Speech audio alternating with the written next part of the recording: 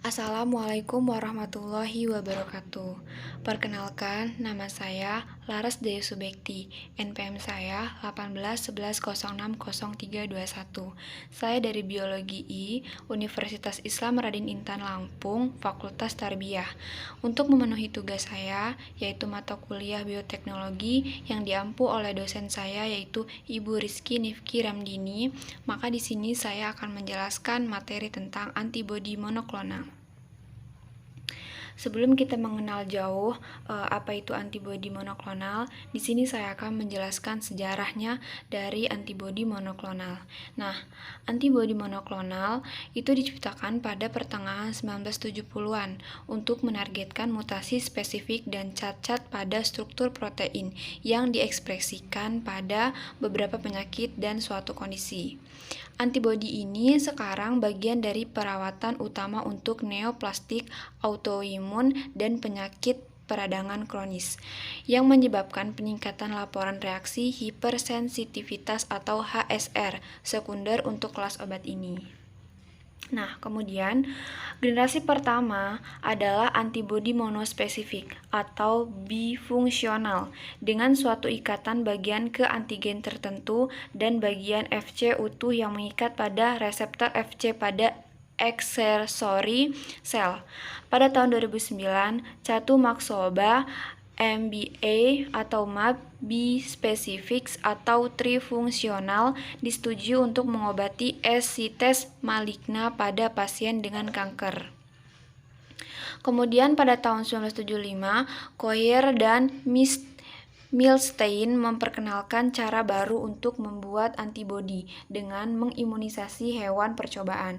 Kemudian, sel limosisnya difungsikan dengan sel mieloma, sehingga sel hibrid atau dapat dibiarkan terus-menerus atau disebut dengan immortal dan membuat antibodi dan homogen yang diproduksi oleh satu klon sel hibrid. Antibodi yang homogen ini disebut dengan antibodi monoklonal yang mempunyai sifat lebih spesifik dibanding dengan antibodi poliklonal. Nah, kemudian baru kita mengenal apa itu antibodi monoklonal. Nah, jadi antibodi monoklonal itu adalah antibodi buatan identifi karena diproduksi oleh salah satu jenis sel imun. Kemudian semua klonnya itu merupakan sel single parent.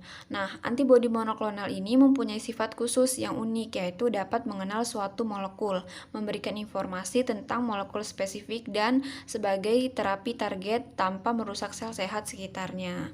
Nah, itu dia definisi dari antibodi monoklonal. Nah, kemudian antibodi monoklonal ini dapat diciptakan untuk mengikat antigen tertentu, kemudian dapat mendeteksi atau memurnikannya. Manusia dan tikus mempunyai kemampuan untuk membentuk antibodi yang dapat mengenali antigen. Nah, antibodi monoklonal ini tidak hanya mempertahankan tubuh untuk melawan organisme penyakit, tetapi juga dapat menarik molekul target lainnya di dalam tubuh seperti reseptor protein yang ada pada permukaan sel yang normal atau molekul yang khas terdapat pada permukaan sel kanker. Kemudian spesifiti antibodi yang luar biasa menjadikan zat ini dapat digunakan sebagai terapi. Antibodi mengikat sel kanker dan berpasangan dengan zat sitotoksin sehingga membentuk suatu kompleks yang dapat mencari dan menghancurkan sel kanker. Nah, itu dia ya tentang antibodi monoklonal. Nah, kemudian ada namanya antibodi monoklonal murni yang dapat diproduksi dalam jumlah besar dan bebas kontaminasi. Antibodi monoklonal ini dapat diperoleh dari sel yang dikembangkan di laboratorium. Regen tersebut sangat berguna untuk penelitian terapi dan diagnosa laboratorium.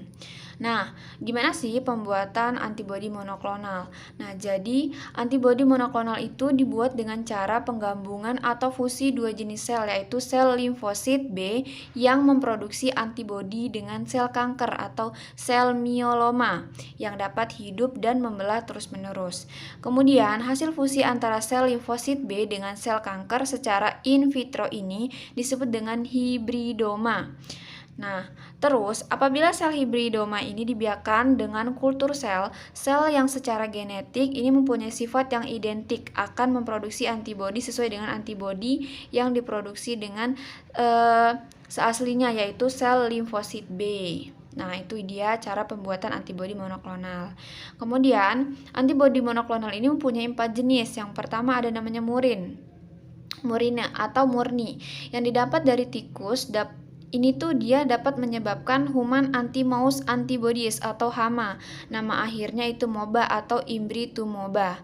Kemudian chimerids atau gabungan dari FC antibody human dan FAB antibody monoklonal tikus.